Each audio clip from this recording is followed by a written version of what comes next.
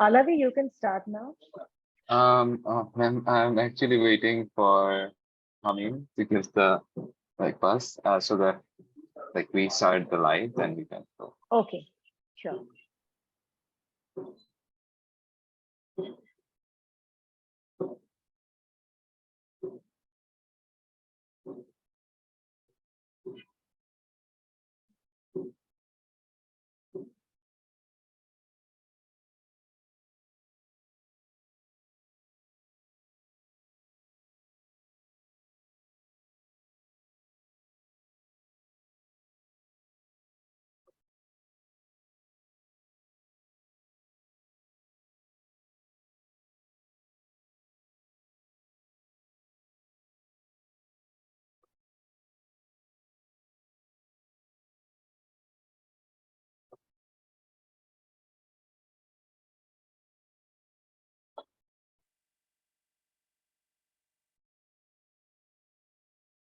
We'll be going live in just a minute.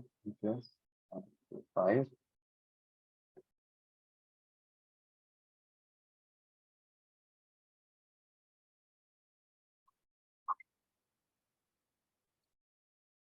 So, hello and welcome to this seminar on the technologies in mobile filmmaking, hosted by Dhaka International Mobile Film Festival. I'm Abrar Alavi, and I'll be your host for the day. We are gathered here today in order to celebrate the National Film Day. And so to move forward, I would like to give a small intro on what DIMFF actually is. So the Dhaka International Mobile Film Festival is a unique place of artistic exploration and entertainment. It's the pioneer in Bangladesh for arranging a film festival where films are exclusively shot on mobile phones, ignoring what kind of mobile devices the filmmakers are using. For the last 9 consecutive years, the DIMFF has been arranging this event, and with each passing year, its popularity is increasing. Filmmakers from around the globe are enjoying this new platform to uphold their voices. So, to start off the seminar, I would like to call Ishmam Rahim Karid, the festival director of the DIMFF, to give the welcoming speech.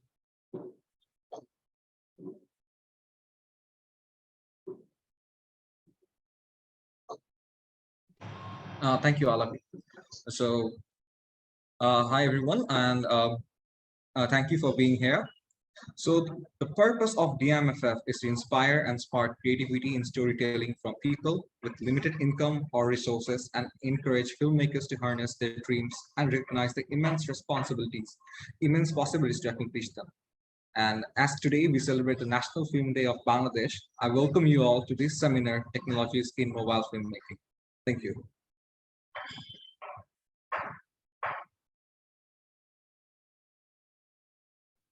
Thank you, Ishmam, for that amazing speech. So before moving forward, I would like to give a brief introduction about our respected guests. Today, we have with us the esteemed filmmaker from Australia and Europe. Next, we have with us Pakistani filmmaker Irfan Noor K, the winner of the DIMFF 2023. And also, we have with us the marketing executive of Walton Bangladesh, Walton Mobile Bangladesh, Rubaiyat Rahman Chaudhry. So before handing over the discussion, I would like to give a small reminder to fill out the evaluation form and the QA so before the QA starts. Without further ado, I would like to hand over the discussion to Fatiha Tayara.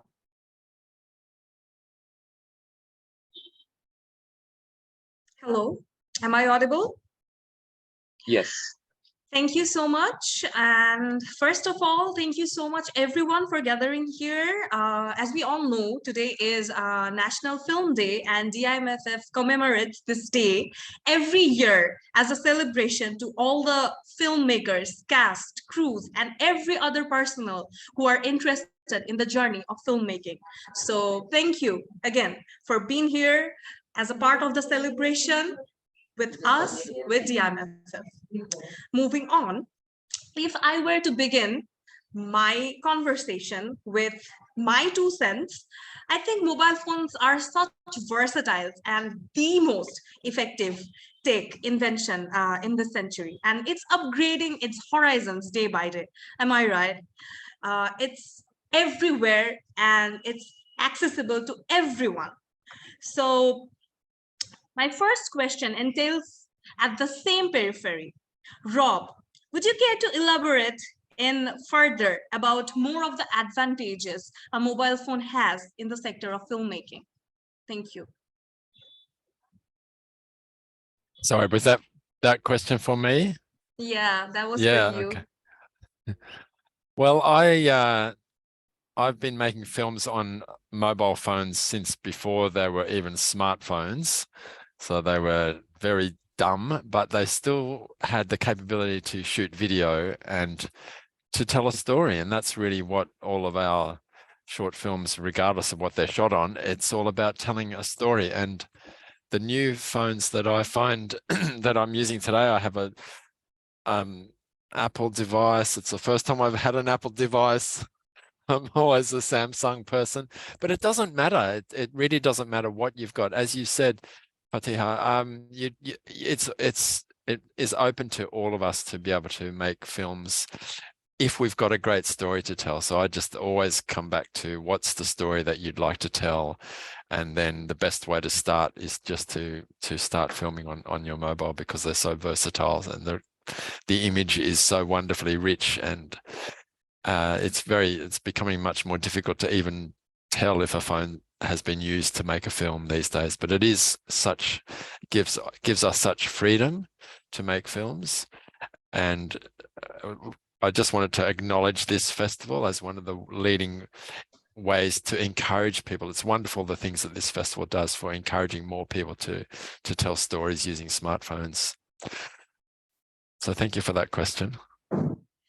Yeah. Also, you did mention that you started making films even back when there were no smartphones. So I have a follow-up question for that. How was that like? And did you enjoy making films on the phones that were not smartphones? And how do they exactly vary from each other?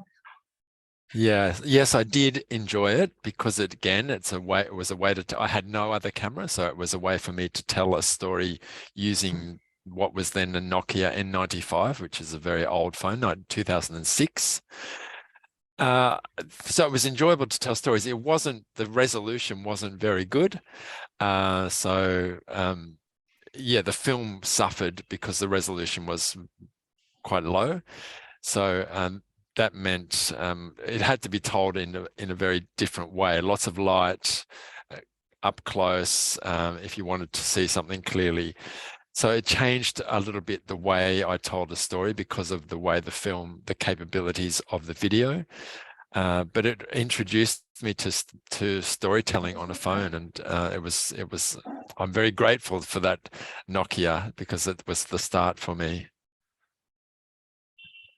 All right, that was very heart touching because it was very nostalgic as well. And thank you so much for answering the question. Now, I would like to go to Irfan Noor for answering one question that is congratulations, heartiest congratulations, because you were the winner.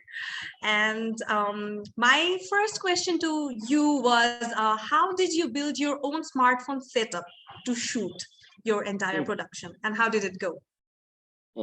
This Thanks so much thanks so much for having me here. It's really a huge honor and great motivation for people like me and others whoever is watching right now.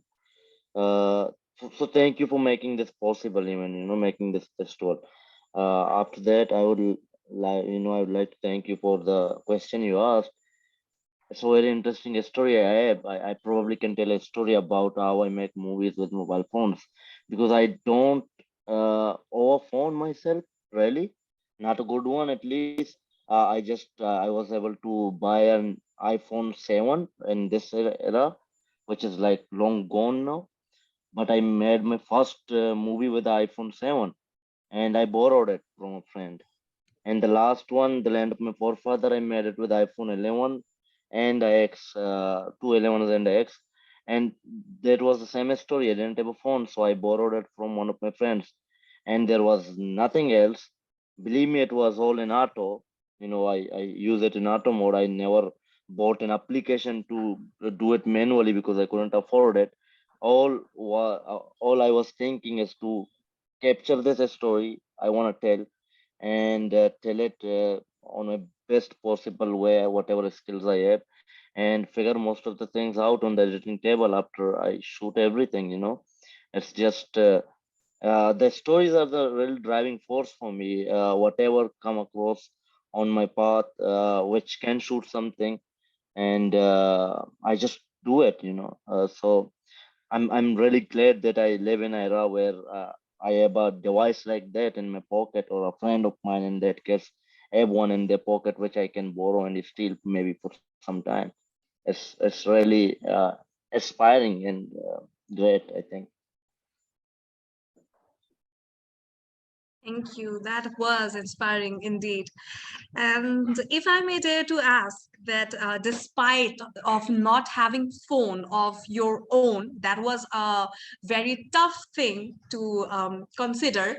But what were the drawbacks of your production other than that obstacle? What could have been better in your opinion? Uh, a lot of things to begin with, a lot of things in my opinion, because the story was really close to me, and it's really personal, and I think I've just tipped the top of the iceberg. There's a lot to talk about in that particular subject matter, and believe me, I was able to tell just 0.002% of the whole research I had. It was just introducing the world to this world I'm exploring, and in my head it was a very big, lengthy, uh, big budget production and a project, but I never could find anyone who were interested. So I had to get out there and tell their story, and to be very honest, I didn't have any choice, and it's been like what I've started making films with mobile phones since 2019. It's been some times now. Nowadays, I'm pretty scared that what if somebody would hand me over a big camera and whatnot, a big crew, I might not be able to tell a story really. Because with mobile phone, you're just there. You're just not thinking about so many things. It's liberating in so many levels. When you have a phone, you're liberated. Your only focus is just to tell the story with honesty, with purity. I have a lot of friends. I myself am studying in New York Film Academy, Australia right now. So it's all about technical things, production and whatnot. So when you start getting into these things can be trappy. You can find yourself trapped, and you're always improving, improvising. You need this light, that camera, this thing, that thing, and I've been observing that people tend to forget about the backbone of it, the foundation of a movie, which is a story. You're trying to tell a story. Everything else for me comes later. First, it's what you are gonna say. What do you have to say to the world? Why people should watch what you are making. So once you have that, you don't really, it doesn't really matter what you have, like in terms of production things. A mobile phone can do wonders. They're magical little things in our pockets. Thank you so much. I would like to include Rubat Rahman right now for a little bit of intro here. That is, Irfan here said that mobile phones are very liberating to us. The way we use it and the way the devices are, it's very liberating. How do you connect with this? Do you think it is what it is, or do you think no, differently? Okay, first of all, thank you so much for having me here today. And a very happy National Film Day to everyone out there. And I would like to especially thank Ishmam for connecting with me and inviting me here. So to answer your question and to connect it with what Mr. Irfan said, I would say yes, he is right that mobile phones are really liberating. It's the way we use it. It comes down to how we perceive the use of a mobile phone. Either we are using it for I just want to feel like I receive a call, I give a call, and I text someone. That's it. Or maybe I want to play some games, or maybe I want to shoot videos with it, or maybe I want to do some social media. It depends. It depends on the way we want to use our phones. But it's really mobile phones give you a sense of fulfillment that maybe as we are talking about filmmaking today, I would like to add that it doesn't really come down to the gears we have. It comes down to what Mr. Irfan said. It comes down to the story that we want to say through our phones or through our DSLRs or whatever. So that's my take on yes, phones are really liberating now. Thank you so much. I do have a very interesting segment, but I will reveal that later. But let me come back to Rob here again. So I will revert back to what Irfan said, that every film is has a good story as its foundation. How do you connect with this statement? Do you think that a story is all we need to have a good film, or we can have a film without a story as well? Yeah, that's a great question. Yes, we can have lovely looking films which maybe don't have such a strong story. They look lovely. They make it's a little bit like art more than storytelling, and that there's a great genre of art-based films. For me personally, I agree with Ifan though.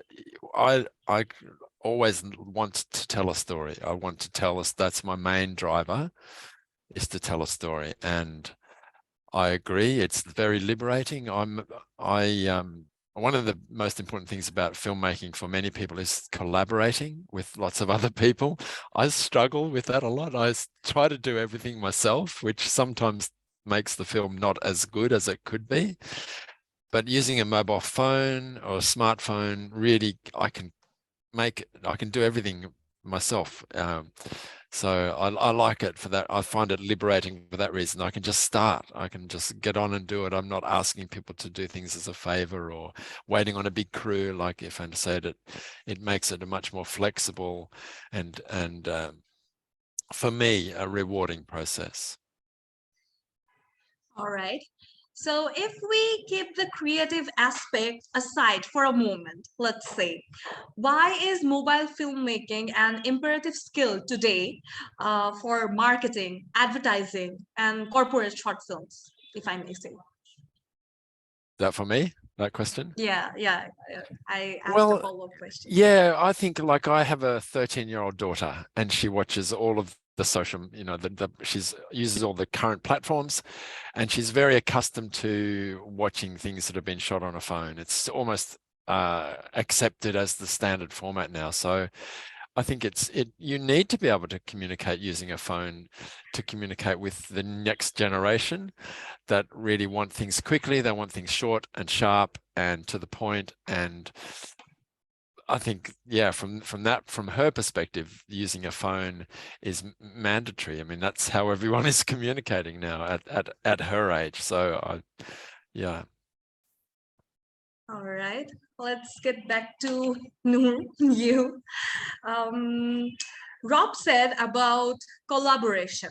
So he thinks that collaboration is very necessary for a film to tie in together. So I would like to ask you, on your last production, which you were the winner, how were you on the collaborative part? What was your journey? How were the people? We want to know about it.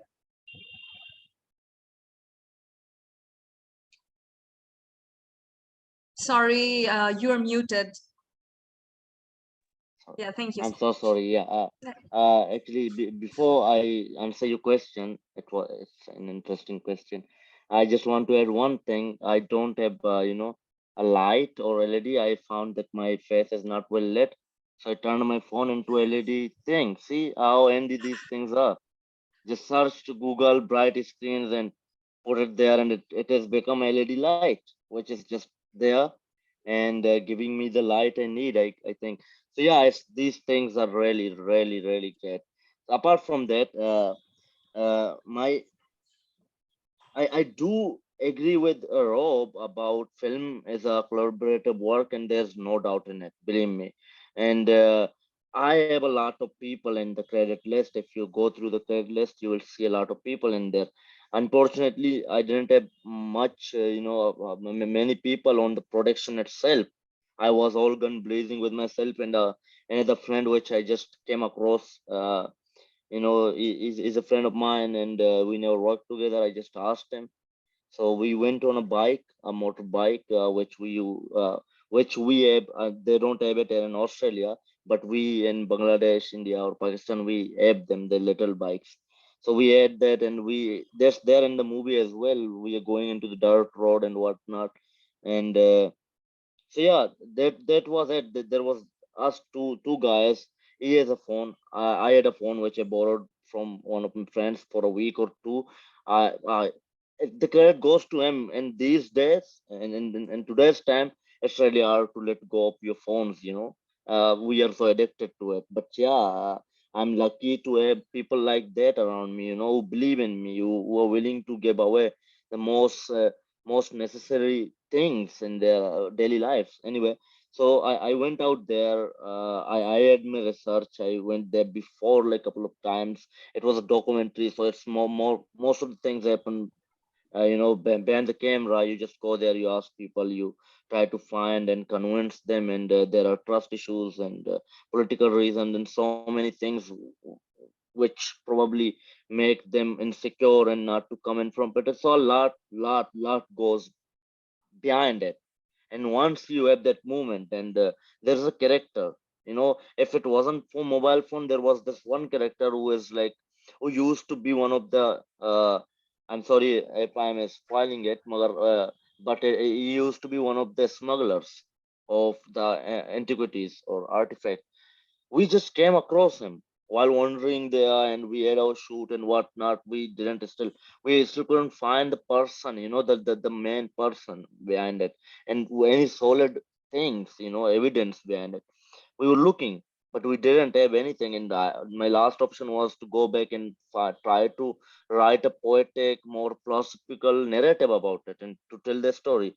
Then we came across this guy. We didn't know it was the first time we were meeting with him, and it was the first time we shot him. You know, so we didn't know whether he would be willing to come on camera or not. But he was a close friend of my Eddie in the friend, and we went there, and somehow we ended up, capturing him, and he gave us a little detour of the things he had. And that was, I think, the most eye-opening part, and the biggest evidence of what I was trying to say in the story. And if I didn't have the phone, if I had a big camera, which I honestly don't know how to operate. I'm not a DOP, I'm not a camera person. And even though I'm the DOP of my last project, which won, and most of the shots are captured by me, but believe me, I still say that if I had a proper professional creative camera person or a DOP, it would have been much more good looking and much more engaging, maybe, because it wasn't my job. I had to do it. That's why cameras, if I can do such a thing with a phone, it's just the beginning. Just imagine how well a skilled person, could do with this little thing. So yeah, that's one of the rare reason. It just gives you your own, especially you have an edge while you're shooting documentaries with phone, because it's so easy. When something is happening, you can just take it out, just swipe right, there's the camera, start recording. That's it. You don't go, you don't change lenses, you don't try to put the same thing. There's the white balance, there's the aperture, and you are studying the light, whether it's perfect or not with cameras. They gave you the much needed cinematic look, so called. I don't know what that is. But yeah, they say that they gave you the cinematic look or make it more cinematic, but it takes a lot of time. They're great with fictional stories because the environment is in your control. You have all the time in the world to do it. But with documentaries, I would probably always prefer phones. Yeah, thank you. That was a bit long, but yeah, thank you. Very interesting observations and experiences, I must say. So moving to Rubaiyat, he is our representative of Walton, one of the leading mobile phone companies of Bangladesh. So my question to you is, are you familiar with the concept of mobile filmmaking? You are in the industry for quite a long time now. I mean, the mobile phone you are representing here. And are any of your Walton employees, as a matter of fact, are aware of the distinct culture of Mobile Film Festival or DMFF, if I say? Well, yes, as you've mentioned, we've been in the business for quite some time now, and yeah, we do know quite a few things about mobile filmmaking, and my colleagues and I are into filmmaking as well, and we use our smartphones to capture certain reviews. Maybe we actually don't use it for usually shooting films or documentaries or anything, but we use it in a general purpose of making videos with our own smartphones. Like we are going on a trip and we're gonna make a review of our trip, how it was going and how it has gone. We might definitely want to use our mobile phones, make a recording of it and post it online. And then, yes, we do know the distinct uh, things about the Dhaka Mobile Film Festival and how mobile filmmaking is going around. Some of our representatives have already participated in them, but maybe they didn't win, but they definitely had broader objectives of understanding, and they had a very good learning from by joining all those competitions. And as a matter of fact, I would add something more, that filmmaking is a visual representation of storytelling, and we have stories everywhere, from waking up, getting ready, coming to the office, whether by it's a car or a rickshaw or whatever. We have stories in every syllable of our life, every syllable of our life. So yeah, making films with a smartphone is very much easier, as Mr. Irfan has mentioned, that you can just slide right and your camera opens up and you can just record the videos and make a vlog of it. This is how smartphones are helping people who are more into vlogging these days. Many of us don't have access to GoPros or DSLRs like Nikon, Sony, or Canon, but most of us, we do have smartphones, rather it be a 12 megapixel iPhone or a 108 megapixel Samsung or a Symphony or even our watch. We use our phones every day to shoot, tell stories, capture memories. So yeah, mobile film making is something that's gonna go a long way, because if I'm concluding it, and again I'm rephrasing my statement, that smartphone cameras are the uh, how should I say it, is the most cheapest form of cameras that you might find in the market right now. You don't actually don't need to spend like $2,000 $3,000 on a DSLR or a Sony FS5 FS6 to make a movie or make a story of your life. You can just pull out your smartphone and you can just start shooting. That's it. Thank you.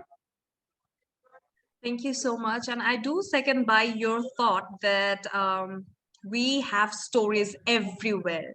And everywhere means everywhere as we live and breathe by. So I will revert back to Andrew Robb again. So I had a question from his perspective that is it possible to run an entire production with just the help of mobile phones? Is that for me? Sorry. Yeah, that is Yeah. for you. Is it possible to run an entire production An with just? entire production with the help of just mobile phones. And Yeah. yeah.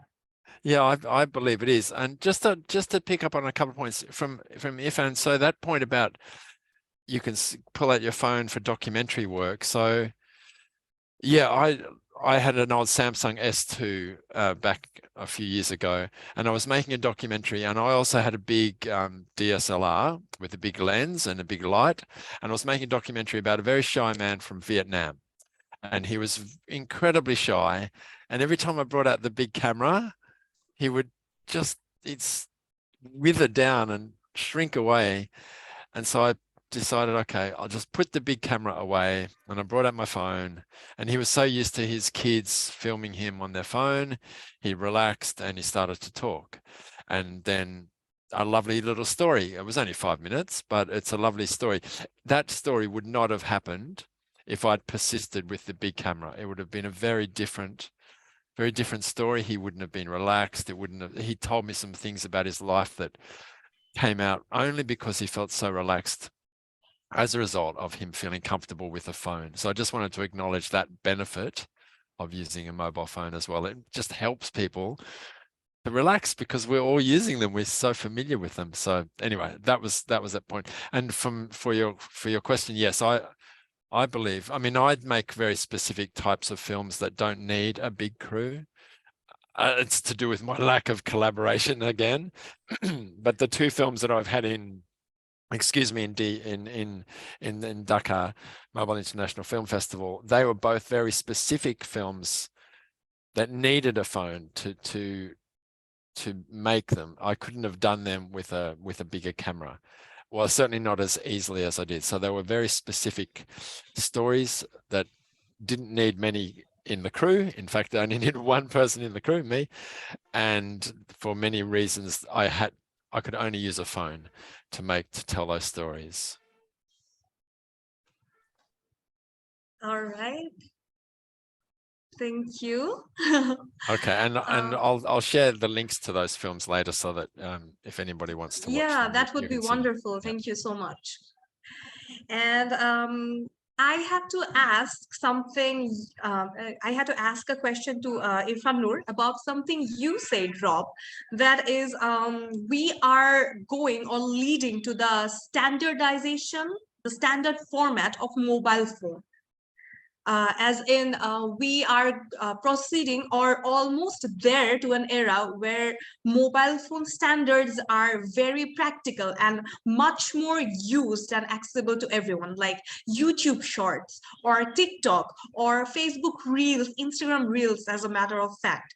So if I were to ask a question about this to Irfan, would you care to elaborate, or what is your thought on the aspect ratio as we are moving forward to a very standard format of mobile phone? We are watching these reels, these videos, these TikToks in one standard format. Do you think that we can sometime watch film in that format as well, and can make film in that portrait format and not in landscape?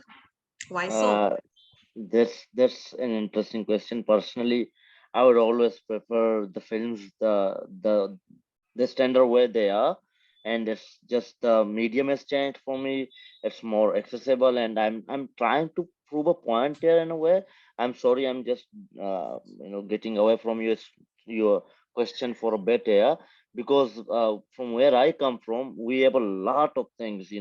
Mostly I've found there are so many creative people, and I'm one of the least creative person among where I live. Probably I do really believe that, and the only problem is that we have so many excuses not to work. I don't have this, I don't have that, I don't have time or the proper equipment and whatnot to do what they claim they want to do. And I just get out there to make movies which look like a standard movies with cameras, but they are not actually with cameras. That's my goal, and I'm trying to prove that you can do it. There are so many alternative ways to do it. Hopefully people will start doing it and realizing that, and mobile has reached to that level. Hollywood movies are being produced on mobile phone. They are adding up lenses and whatnot, and there are softwares which make them more manual and gives you more space and to explore. So people are doing it. They are just experimenting and testing its abilities beyond my even imagination. They are. I'm liking. But the other question would be, would there be movies, or would people be making movies in portrait mode? Believe me, they are, and there are particular festivals around the world which are. I've come across this festival where I wanted to submit my movie, which was a mobile festival, not a bad one. I'm sorry, I don't remember the name of it, but I remember one thing. I think it was called Portrait Film Festival, which was like it should be on portrait mode, and that was a little strange. But then for me, if I want to go into the portrait mode, the story should be like that. The story, the aspect ratios, when we talk about the aspect ratios, they apply to a certain dynamic or certain era of a film.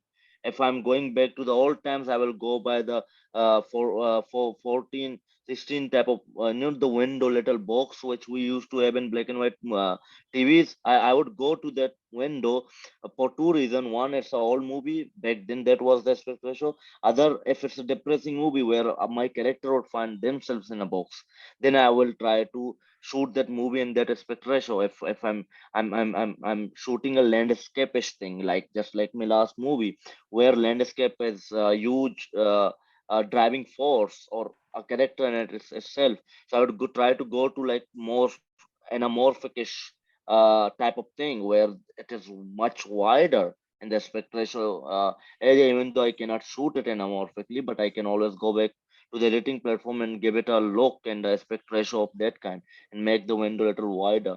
Uh, but if the story demands so or not, it's just a modern film and this is more of a contemporary kind of storytelling or characters. I would try to go by the standard 69, which is just the normal standard aspect ratio right now. So for me, at least, aspect ratios are not just random things which I just come across and choose them while I'm doing it. They serve a huge psychological impact on the audience. Just imagine if you start watching a movie which is like this, the aspect ratio is this big, and as long the characters start expanding and learning new things and their world become bigger and bigger, along the way the aspect ratio is widening. It's becoming bigger and bigger and bigger and bigger. By the end of the movie, it just becomes the aspect ratio from the early times to the modern and amorphic-ish aspect ratio. That means they come into a huge world to explore and see. And see, you can, there's so much I can talk about this all night long. I don't want to take much time, but I think I've said enough. Thank you so much. Thank you. And I also want to mention that DIMFF introduced a new category just last year, which is vertical film category, which that includes the film to be in the standard mobile form. So everyone who wanted to expand their horizons by just shooting their film in vertical arena, it's their chance. So everyone who are watching right now, they can also submit the films, not just in the standard film category, but also in the vertical category as well. So moving on, I would go back to Andrew Rob. I had a very important question I myself wanted to know, because I am pursuing filmmaking a little bit and I am just a beginner, just a learner. And from that perspective, I had a very personal question as well. That is, what's the preliminary stages one has to go through to comprehend or state the fact that I myself am proficient in mobile filmmaking, or yeah, I am a mobile filmmaker? I think as soon as you take your camera and you turn it on its side and you start filming, you are a filmmaker. It's just, what level of filmmaker are you? And sometimes it's just having the confidence to start to tell those stories, as we've heard that so many times tonight, telling the story. So one of my films features this little character. Okay, so the way I start to create a film, I need an object. So this was the object that I started with for the film that eventually became a 7-minute short film called Odd One Out. So I always start with needing something. My other film that I recently made has an old car. So I start with a car, and then I start to think, what could the story be? What am I inspired by with the object? So as a new filmmaker for you, Fataha, and your wonderful admission that you want to become a filmmaker, I encourage you to think, well, what do I like? What am I passion? What passions do I have in my life? What stories are going to come out of that passion? And then just start playing around and shooting, and wonderful things will happen, because it's very easy to edit these days. It's very easy, as we've talked about, to shoot. And to record good sound. It's all there at our fingertips without needing to spend very much money or any money, just being a part of a university that has a program with equipment that you can use. It's everything is possible. All right, thank you. And do you think smartphones have the prowess in the media to change the forefront of the film industry? No, I don't think that they will ever change the film industry completely, but they've certainly they've really carved out a place in the film world. I mean, we always talk about Damien Chazelle, who made La La Land. He shot a very, very high-end vertical film on an Apple iPhone, and he did it just to prove, well, it was a great promotion for Apple, but he did it to prove, look, this can be done. And nobody, if you showed it to anyone, they would not know it had been shot on a phone, other than it was shot like that, a vertical film. It's wonderful. It's a really wonderful film. And I guess it sort of proves, well, yeah, we could just make films on our phones and have a very high production value. For me, that's not why I use a phone. I use a phone because it's of all the reasons we talked about: the flexibility, the way it makes people feel comfortable, the fact that I can do everything myself. So I think that's a real value for me, but I don't think it'll ever become the camera that will become the camera of choice for all filmmaking.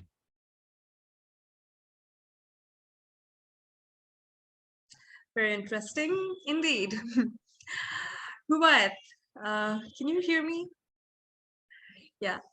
Do you think the phones Walton produces are adept enough to be used for filmmaking, mobile filmmaking? Definitely, yes, it is. I would say that our phones are very much capable enough to do filmmaking. Because I say this because whenever we are shooting, let it be an iPhone, let it be a Samsung, or let it be our own Walton phones, we can always take our outputs and put it into post production and tweak with it and just play with it, and it comes out to be really nice. But yes, to answer your question, Walton mobile phones are really adept enough for filmmaking. And just last 3 days back, we have introduced a new uh, mobile phone series. As you all know, that for a very long time we had a smartphone series named Primo, which was the only smartphone series. But this year we have leveled up a bit, leveled up our notch, and we have started three new series, which is Orbit, Next G, and then we have Xenon. And we are very happy to announce that we have just introduced our next G M6 smartphone, and it is right on the shelves of the market. If anyone wants to just grab it and just taste it for how it is for mobile filmmaking. If anyone purchases a next G M6 smartphone and does filmmaking with it, do let me know how your experience was. Thank you. Can I ask a quick question? Do you sell them in Australia? No, we are most exactly situated in Bangladesh, and our market is within Bangladesh. We don't sell overseas as of now. Well, Rob, this is your chance to come visit Bangladesh. That's what I'm going to have to do. I can see that. I need a Walton phone. I'm going to come. You, Rob, you have a story in there. Rob and his way to go and buy that one mobile phone That's which right. only exists in There's the next Bangladesh. film. Yeah. Yeah, that could be a great promotional video for you, Walton would for the love, company. Walton would love to have both of you. Walton would love to have both of you with us and share your experiences using our phones to do filmmaking with our phones. That would be so interesting, lovely, and honorable thing to do. Plus, it would give us a chance to visit Bangladesh, which is in my bucket list. You're invited any time you're invited to visit us. Thank you. Well, our national pride, that is. All right, I Definitely. told you amidst our discussion, it was a very fruitful discussion, but I told you that I did have an interesting segment, what I would like to call a debate of some sort, if I may. That is, I have a small topic that is over accessibility reinforces the misuse of technology. Do you agree by this in the terms of filmmaking? I am asking the question to three of you. Think for a bit. I would start with Rob to answer this question. Over accessibility of technology reinforces its misuse. It's misuse. Yes, Yeah. yes or no? Ah, that's a tough one. Yeah, it was meant to Well, be. yeah. I don't, well, misuse, perhaps like anything, when it becomes common for everyone to have a device in their pocket, everybody starts to try and use it to make films or to make short videos. Sometimes the majority of those videos perhaps aren't very good, but so I'm not sure whether it's misuse. I'm going to argue that I disagree, because I think it's not misuse. It's just, it allows people to learn and be educated and get better at using the technology. So I don't think it reinforces the misuse of technology in our world. Certainly in other domains, possibly, but within filmmaking, I don't think we have an expression in English, the cream, and I'm not saying that's me, but the cream rises to the top. So even if everyone was making films, the best films will tend to be seen by everybody and come to the top. So I don't think I've done a very good job of answering your question, but I hope that somebody else will have a better answer than me. Would the Asian community agree to disagree on this one? Irfan. Uh, I don't know. Just like Rob, it's a very convoluted question in a strange way, because I find myself somewhere in between. But I mostly think it's like I kind of disagree too. I kind of more agree with Rob, whatever he said about everything. The reason behind that, and then again, for me, it shows what kind of a person the person is who is using the technology. You know, you will hand over the technology to, for example, and I'm sorry if some don't mind anyone, to an animal or whatnot. They will probably do weird things. They turn on the phone or the camera and give it to a monkey. You will never know what he's going to be doing, and it's the choice. I'm so sorry, but yeah, you know what I mean. So I cannot judge people whether they're yeah. There's one thing by that, which is mean we can be smart with it sometimes, you know. Or using anything is not good for anyone. It can be anything. If you overuse it, it's not good. Sometimes I find myself scrolling down to the mobile phone for a long time, and that's harmful. That's not really a good thing. It feels like sometimes I feel like I'm trapped in this little box of technology, and there's so much is happening outside, which I don't really want to miss. I'm an outdoor person. I like to go outdoors and adventures and to the hills and connect to Mother Nature. So I end up, choosing places in this world, if there is any, where I don't have reception, where I just go out and just be lost and connect to my core, to myself, where my mind can be more, you know, clear, verified in a way, I would strongly suggest that to everyone. It doesn't need to be like going to the hills or to the beach or to the rivers or to the woods. It doesn't matter where it is. It can be in a room. Just get away from the technology and whatnot. I would say we are overusing it in a bad way, like giving so much time and attention to this little piece of technology, which can be harmful.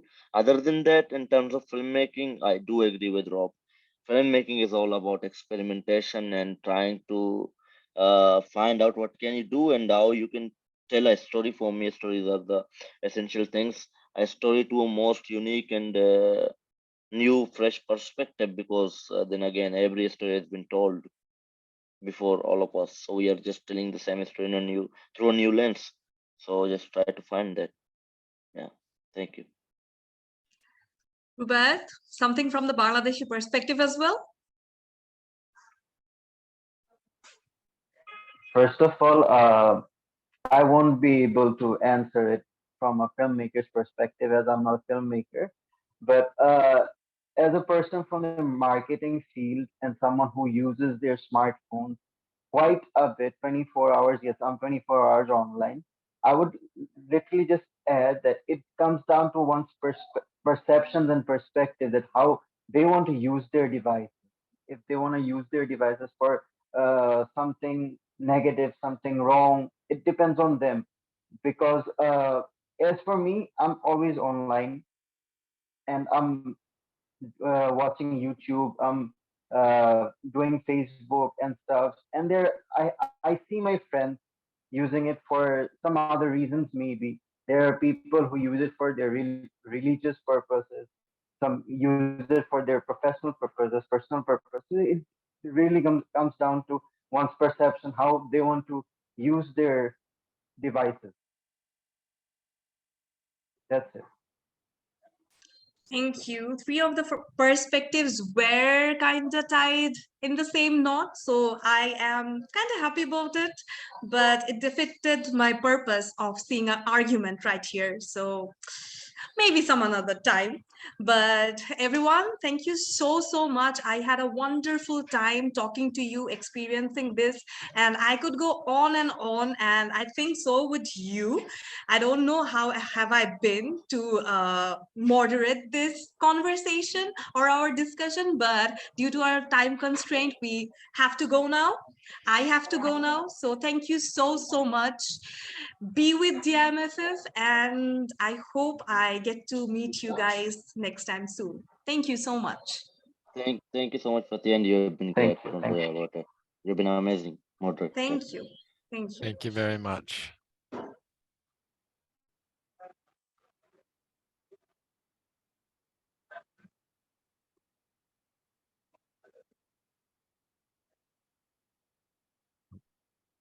So that was an amazing discussion, what you just said. So before moving forward, I would also like to ask the audience here whether they have any questions to our guests or not. Like if they do, they're open to ask and learn more from our guests. So I would ask our audiences to raise their hands if they have any questions.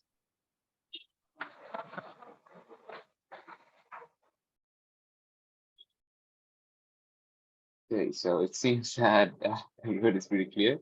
Okay, so now lastly, I would like to call Saida Satya Nazarin ma'am to give her vote of thanks on this seminar.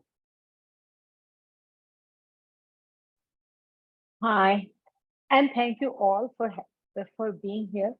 I think it was an amazing discussion, and we all enjoyed it.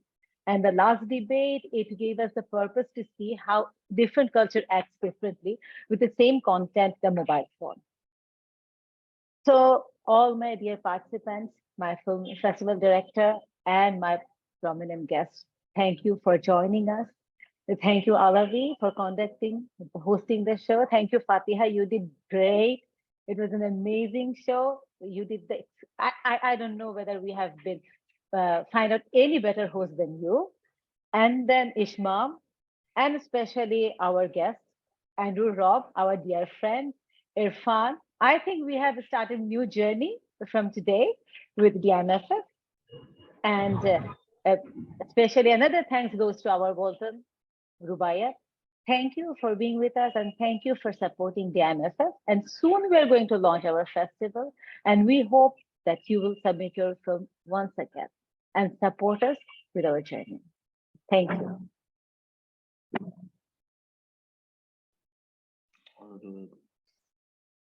Thank you so much, ma'am, for that amazing speech. So sadly, due to having time constraints, we will have to end our seminar here today. But before that, I would like to remind everyone again that the evaluation form the link to the evaluation form has been provided in the chat. So before, so I would request all the audience to please fill up the form. It will help us in the week. And also, I would like to request everyone to please turn on their cameras so that we can all take a group photo together. So, if possible, I would like to request all the audiences about. Just Circle, let me know if the lighting is good on my face. Your light is Yeah. perfect. Yeah. Great, thank you. So your lighting is very good.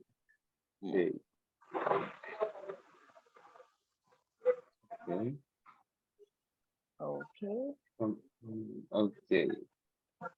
So yeah. Nice.